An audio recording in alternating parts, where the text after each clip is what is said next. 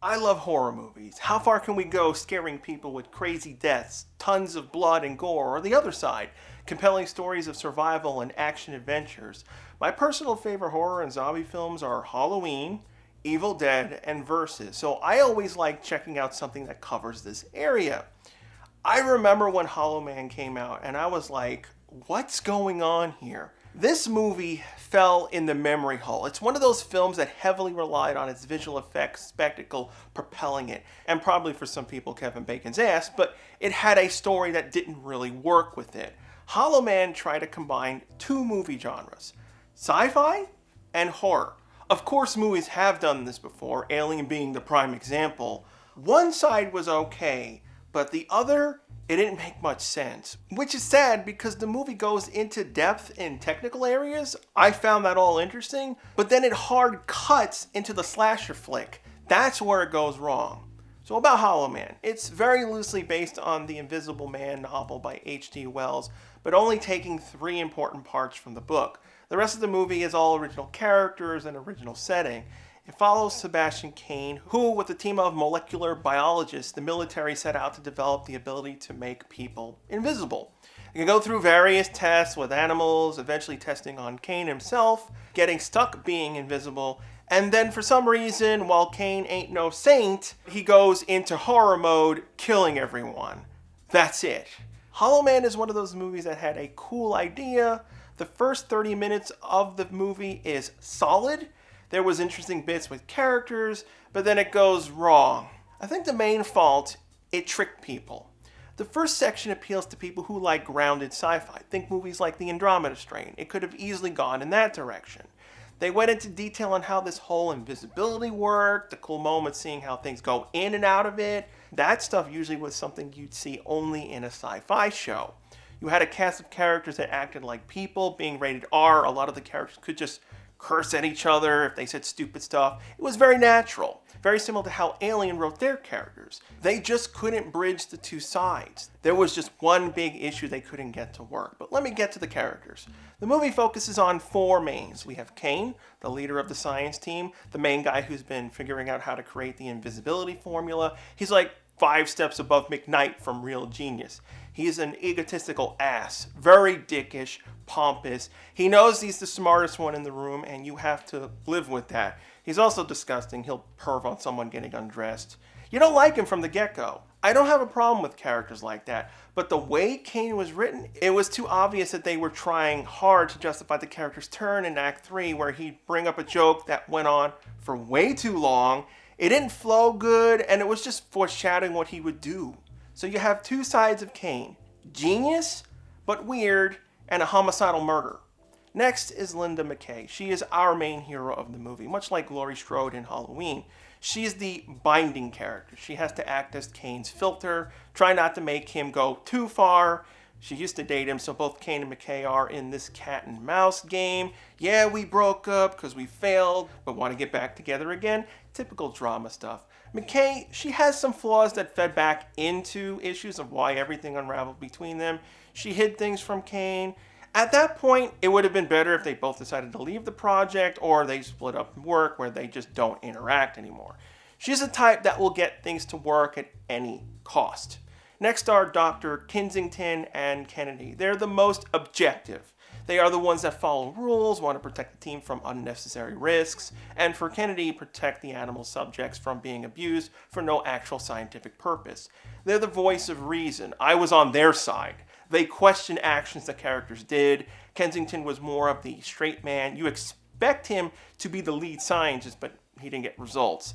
The irony, when he would take chances like Cain did in solving problems, he got berated if he failed. I don't know how he could stand being with Cain on this project. I would have left a long time ago. I get frustrated because they were written pretty good. They had good banter and everyone had bullshit meters. As for the last characters, Carter, Janice, and Frank, they're okay. Really small roles, mainly there to be killed by Cain in the final act. Could they have been better? Yes. But they wanted more of the cool effects versus characters. The thing that broke the movie, it never properly justifies Cain's turn into a homicidal maniac. It's one thing to be a jackass to people and be a peeping Tom, but to murdering people in cold blood like that? Now, the obvious thing they could have done was this be a side effect to becoming invisible. You're physically changing the body, but they don't do that. Every time they do a brain scan, Kane's fine.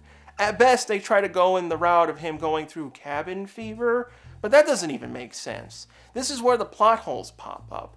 If someone did genuinely get the ability to turn invisible, it would of course cause problems for that person. They have to stay in restricted locations, they have to be monitored for their own safety and others. The movie wants to use all these little things, from personal issues to his confinement, to give the reason for his murderous turn. It doesn't really work. Characters just start acting stupid. Like the first thing, Kane having cabin fever. I don't buy it. Before he got stuck being invisible, they had all kinds of contingency plans in place. What happens if he dies? Things far more worse than being stuck at base. But when he got stuck invisible, they couldn't do basic crap. Kane would complain about it being too bright, his eyelids are invisible, so he couldn't sleep right. I could nitpick where it would actually make more sense he would be blind since he couldn't bounce light off inside his eyes, but let's stick to the story. No one, all these geniuses didn't give him sunglasses or a night mask to block out light. That would have solved his sleeping problem. Next, why would he go insane being at the base? Nothing's stopping him from getting a TV, bringing stuff from home. He's talking to people to deal with the problem. What we got from Kane, he's really obsessed with his work already, so he's already stuck and used to his computer. From my own experience, I work 10 to 15 hours days on my computer doing main work and doing my YouTube videos. I'm in rooms mainly isolated, but I can still talk to my friends, girlfriend, family, you name it. From my own experience, I just don't buy it. You could have also allowed him to go home. You just needed to have him chaperoned. Get an SUV, no one could see inside, have the characters rotate watching him. There are lots of options for him to deal with this problem. Then they don't even explain why he just stops working. He's such a pompous ass. He would be the first one to want to solve the invisibility problem, but he's not doing it. Everyone else is trying to figure it out. So does he want to stay like this or not? No one calls him out on this. No one makes him help out in fixing the problem because, oh, just feel sorry for him. No, I'm not going to feel sorry for you, Kane. You lied in the first place. You volunteered for this. So at the end of it, in just 10 days, he goes from frustrated and annoyed to killing dogs and murdering his friends. The slasher portion doesn't make sense. Kane is just a guy. A small guy, not a big guy. But he starts acting like Michael Myers in the later films where he gets special powers from the demon stuff. At least they try to use that to explain why he's able to break through walls, crush people with ease. You see Kane's 165-pound bare ass picking up Carter from the neck. I'm like, when did he get superpowers? Picking him up, throwing him around like a rag doll. He's also on the pipe that's pumping steam into the corridor. They just turned Kane into a xenomorph. He should be burning his balls off. And everyone is complete crap at taking down this one guy. While at the start of the movie, it was fairly easy for them to deal with an invisible gorilla, which still annoyed me. Why aren't there security guards in the compound? You have a gorilla you're testing on. It's stupid to not have animal control.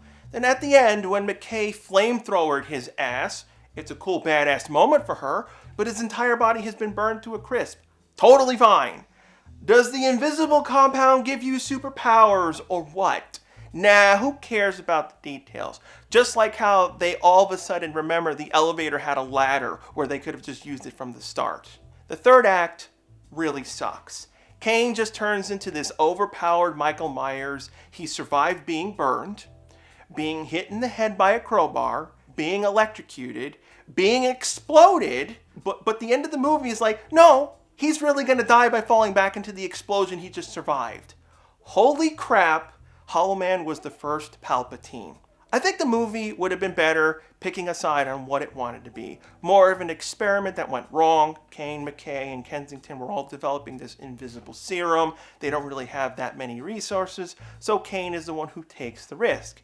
He gets stuck like this, his body is slowly breaking down, so the others desperately try to find a cure for their friend. or go full-on slasher flicks. We follow some crazy bastard, murdering people, all that crazy stuff. Directly state that this invisible thing is a special human enhancement program. Things to justify the resilience and superpowers. That's all you needed to do. Throw in the characters and see how they survive. It wouldn't have been that difficult. It sucks. I like aspects of this movie, it just disappointed in so many other areas. It even got a sequel. A crappy direct-to-DVD sequel that didn't bring anyone back. I don't know how that happened. I didn't even know about it until I worked on this review. Maybe I'll do the sequel sometime. Overall, not a good film.